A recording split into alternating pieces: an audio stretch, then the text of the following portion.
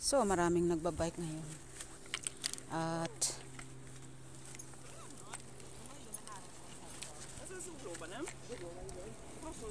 maraming nagbabike ngayon.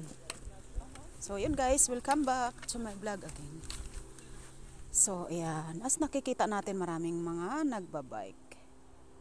Kasi ang ganda ng nakmitag. Ang ganda ng panahon ngayon, oh, mainit. So, mainit pero malamig.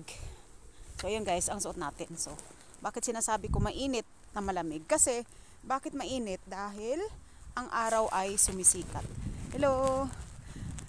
Hello everyone! So, ayun guys, thank you so much for dropping by at for supporting my small channel. Ngayon pa lang ay nagpapasalamat agad ako kasi hindi ko alam kung may oras kayo or baka meron kayong trabaho kaya ngayon pa lang magpapasalamat ako. So, ayan guys, ang actual temperature namin is 17 degrees Celsius. Ayan. So, kaya naglalakad tayo. Ito yung ating pang lamig. Ito ay galing sa aking mother-in-law. Binigay niya sa akin ito ng 9 years ago na. So, ayan. Iniingatan ko siya. So, para tumagal. Kasi, minsan pag binigyan tayo ng ating, lalo na sa side ng ating mga asawa, is napaka-importante. So, napakaganda guys ng araw kasi sumisikat. Pero kapag nawala yan ay lumalamig na. Talagang maramdaman mo na parang winter na talaga. Pero hindi pa naman kami winter guys. Ano pa naman kami, autumn season. Tapos ang temperature kapag araw ay nasa hanggang 17 degrees Celsius to 18 degrees Celsius. Depende kung hindi umulan. So kaya dito sa Europe, nasa Austria, Europe kami, basta pag tumungtong ng middle of September to March until mga middle of May, ayan, maano na talaga siya, malamig. Lalong-lalo na mula December hanggang March. Minsan nagma-minus 10 degrees Celsius. At ganito is okay pa, kayang-kaya pa mag isang jacket at saka dalawang t-shirt.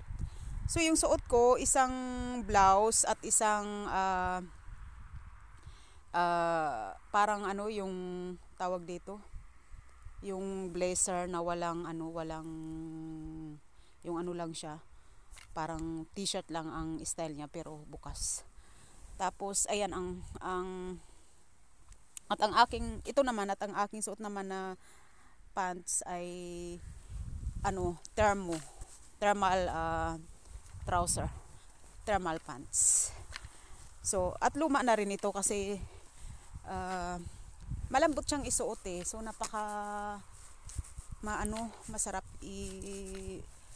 masarap kumilos-kilos kapag ganitong malambot yung suot natin. So, ayan, napakaganda yung nila yung kanilang trimmer, automatic. So, ayan ang kanilang trimmer guys, na as you can see. So, ayan. The battery, wireless trimmer, grass trimmer. So, kaya ang ganda-ganda ng nakikita ninyo, parang carpet yung kanilang garden. Kasi, dahil ang kanilang wireless trimmer ay laging on the way. So, automatic. So, 'di ba? Ang cute-cute at ang ganda-ganda kasi hindi kailangan ng tao na magpakapawis. Kaya lang siyempre yan ay pag binili yan ay ang alam ko 2,000 euro mahigit. Pero kung maingat ka naman, aabot naman yan na mahigit 20 years. So, at dito dumadaan ang train na papuntang Vienna City at ang other side naman ay sa Graz, sa province of Austria, Europe. So, ang Austria guys, maliit lang siya. Kung susumahin siya is 4 times bigger ang Pilipinas kaysa sa Austria. So, ang Austria ay parang kasing laki lang siya ng, sabihin na lang natin na Mindanao, ganun. Kasing laki siya ng Mindanao. So,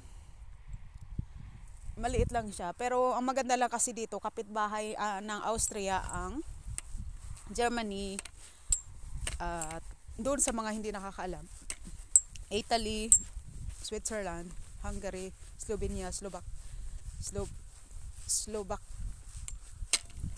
ano ba tawag dito? Slovakia, tapos ano ba dito? Czech Republic, ayan, saka Hungary, kung hindi ko pa nabanggit. So ayan ang kapitbahay ng Austria, Europe. So ayan guys, napansin niyo na wala na yung sikat ng araw. So nararamdaman ko kaagad na lumalamig. So yan nung nakaraan, nung 3 days ago, nandito ako, namasyal ako, or 4 days ago. So yung mais nakatayo pa. So ngayon inani na nila, oh. Yan. So yung ganda ng bahay doon, ano. Saka ang ganda dito guys, kasi ayan, oh, talagang napakalinis. Tapos alam mo yun, yung green na green ang paligid. Ayan. So talagang maaliwalas. Kaya alam nyo, madalas talaga ako dito nang mamasyal. Kahit nung nandito sila nanay nung 2018. 3 months ang nanay at tatay ko dito eh. So ayaw nga sana nilang bumalik ng Pilipinas. Kailangan sabi ko, hindi ko kayang bayaran yung insurance na monthly kasi dalawa sila. Tas ako lang mag-isa nagtatrabaho. So ako lang mag-isa nagsusupport. Yung asawa ko nagsusupport din naman, pero siyempre hindi sa lahat ng panahon. So dahil hindi naman siya mayaman, siya ay pensyonado na nagtrabaho kasi siya dati ng 40 years sa isang company. So ayan guys, so sa taas ang kahoy na napakadami. Grabe, oh, ang ganda, ang galing-galing nila mag-design. Ayun, oh, nakasalansan doon sa taas. Diyos ko, parang nasa ano yata yan, 100 meter yata yan. Sabihin na lang natin na 50 meters ang haba niya, nakasalansan, oh, di ba? Ang ganda-ganda tingnan, napakaayos. Sipag-sipag naman talaga ng may-ari niyan. So ayan, nakatambak naman ng tubig kasi umulan nung nakaraan ng 2 araw na walang hinto. So nagtambak yung tubig. Minsan nga nag-ano dito eh. May time na kapag ano, yung sunod-sunod talaga yung ulan. Minsan napapansin ko diyan, nag-ano siya, nag-landslide ng kunti.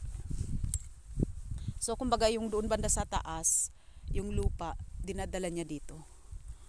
So ganun kapag umulan talaga ng ano. So yan guys, talagang lumalamig na ang ating panahon dahil wala na si sunshine. Ayan, natatabunan na si sunshine ng ulap. So ayan, ayan ang sunshine guys. So yun, balik tayo doon dahil dito nga taglamig. So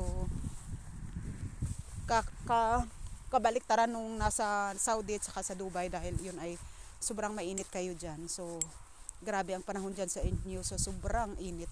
Kaya mag-ingat lang kayo dyan guys, kasi kami naman ang tinitiis namin ay sobrang malamig. So kaya balot na balot ang katawan natin na yun. So kaya napapansin niyo kung bakit ganito ang suot ng mga Pilipinas sa Europe, dahil sa super lamig.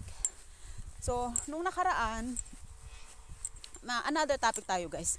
Nung nakaraan, tinanong ako ng isang kaibigan ng isang Pilipina na taga Samar. Ang kaibigan niya is taga Romania, pero mabait siyang tao at yung asawa rin niya na Austrian, naging kaibigan niya. So magkaibigan sila. Tinanong niya ako, nag-usap kami. Kasi yung Pilipina na yan na taga Samar, hindi pa siya marunong mag-German dahil bago pa lang dito eh. 6 months mahigit pa lang sila ng anak niya. So ang asawa niya ay Austrian din. So ngayon, at tinanong niya ako, sabi niya nung nag-uusap na kami, siyempre ganyan-ganyan, chika-chika, kunting, alam niyo na. So kunting chismisan. Tapos sabi niya, sabi niya, saan ang gusto mo? Mas saan ang gusto mo? Sabi niya sa akin. Dito ba o sa Pilipinas? Sabi niya. Sinagot ko naman, sabi ko para sa akin, both. So yun ang sagot ko. Kasi totoo naman guys. Nung una, siyempre gusto ko talaga lagi sa Pilipinas ang balik. Gusto ko laging nasa Pilipinas tayo kasi yung pagkain natin masarap. Ganyan. Tapos masarap ang pagkain natin at laging, kumbaga, masaya. Siyempre doon kasama natin yung mga pamilya natin at mga kakilala natin. At saka siyempre hindi boring sa Pilipinas dahil paglabas mo pa lang ang dami ng kapitbahay. No? Chismisan mo na, kausap mo na, ganyan. So, hindi kagaya dito na pag lumabas ka parang akala mo walang tao. Kasi ang mga tao nasa bahay lagi dahil yung mga yan is nagre-relax. Tapos ang mga bata, nag-aano sila, kumbaga inaasikaso nila mga bata, nagluluto, naglilinis, ganyan. So kumbaga parang ang sa kanila ang oras talaga is inaano nila sa mga bata at saka sa bahay nila, sa pamilya nila na para maayos. So hindi sila hindi sila nagsasayang ng oras na para makipagsismisan lang, hindi guys. Kundi talagang una muna sa bahay, magluto, maglinis, mga bata, yan. So ngayon, ayan ang araw natin guys. Dumudungaw siya kunti, pero malamig pa rin. So yung ating temperature is nasa 15 degrees Celsius. So ngayon, yun, para sa akin kasi gusto ko minsan sa Pilipinas, minsan dito sa Austria, kasi dito nga ang 3 kong anak at may apo na rin akong isa.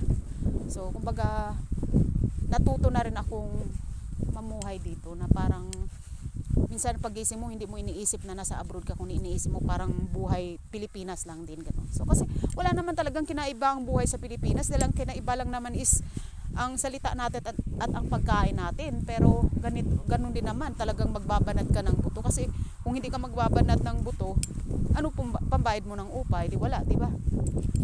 Siyempre ayaw mo rin naman na makita yung mga anak mo na kawawa, tapos yung mga kaklase maaayos ang damit, mga bagong sapatos. Siyempre lang nga naman, di ba?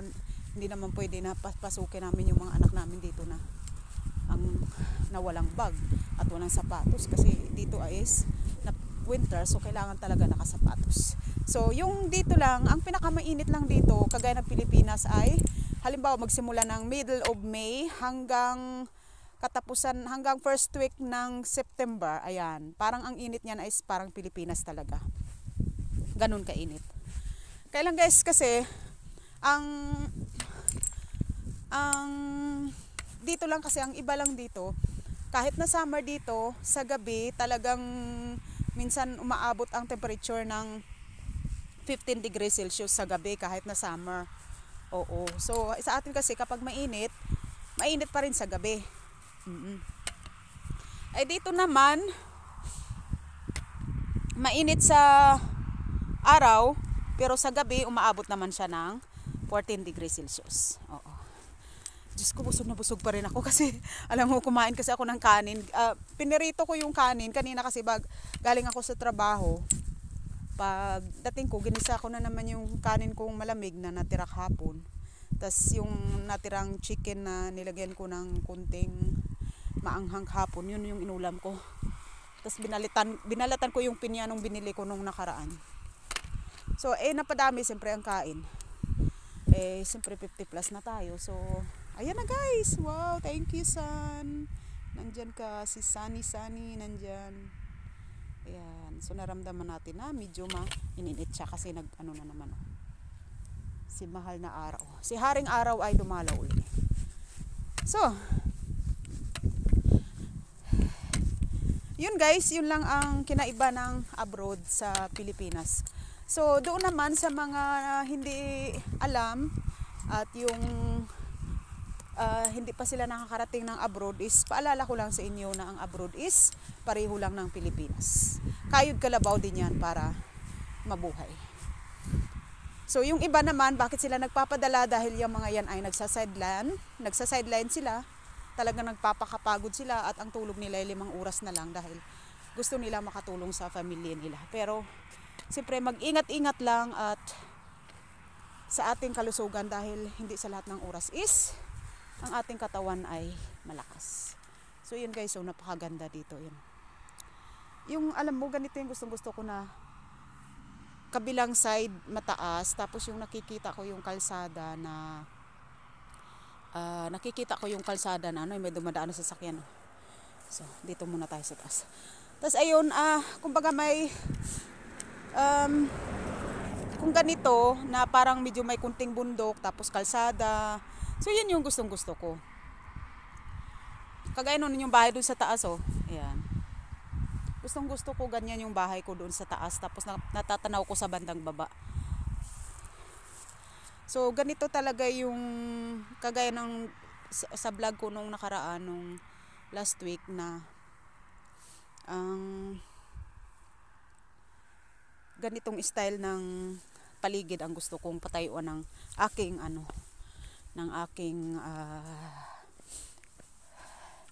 mansion pagdating ng araw. Pag ako'y hinulugan ng Diyos ng blessing mula sa langit. So, 'di ba? Sabi nga nila keep dreaming para darating at darating din 'yan ang ating mga minimiti sa buhay. So, yun guys. So, yan ang ating chismisan. As you can see, ayan ang field. Saturday afternoon ngayon, kaya medyo tahimik siya. Pero kanina, nung 1 hour ago, nung nasa labas ako ng bahay, Diyos ko, ang mga sasakyan, akala mo parang Maynila. Walang katapusan ng biyahe. So, ayun, may nag-ano dito. Ito yung tubig na galing dun sa taas. O, yan o. Kasi pataas yung yung kabila, kaya basa. Kumbaga yung tubig. So, ayan guys, dyan dumadaan ang train. Sinasabi ko. Dyan dumadaan ang train na sinasabi kong papuntang Vienna City. Vienna City is the capital city of Austria, Europe.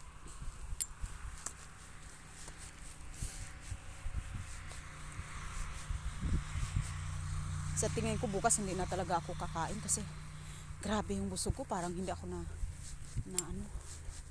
kanina pa ako naglalakad kasi doon sa labas kanina pagkatapos ko ng kain lumabas ako, medyo unat-unat ko lang yung katawan ko kasi nabusog ako ng gusto.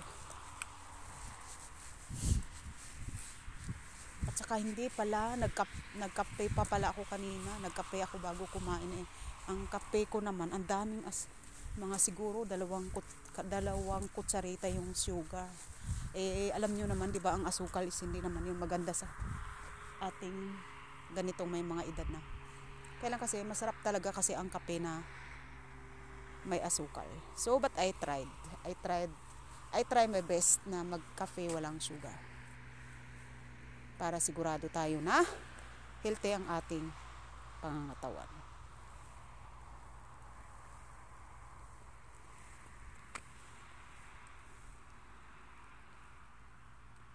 So, ayan ang mga sasakyan guys. Kahapon yata mukhang naglakad-lakad din ako. Kasi ang dami ko rin namang lilinisin sa bahay pero ayoko maglinis. Kasi nga, yun din naman ang ginagawa ko sa trabaho ko, maglilinis. Kaya, minsan nasasawa din ako maglinis. So, sa bahay naman naglilinis ako, kahapon din naglinis ako. Pero hindi ko tinatapos lahat ang buong bahay. Kumbaga, halimbawa isang kwarto ngayon, bukas kusina naman. So, para unti-unti. So, ayan, may motor na dumaraan. Motor, may sasakyan.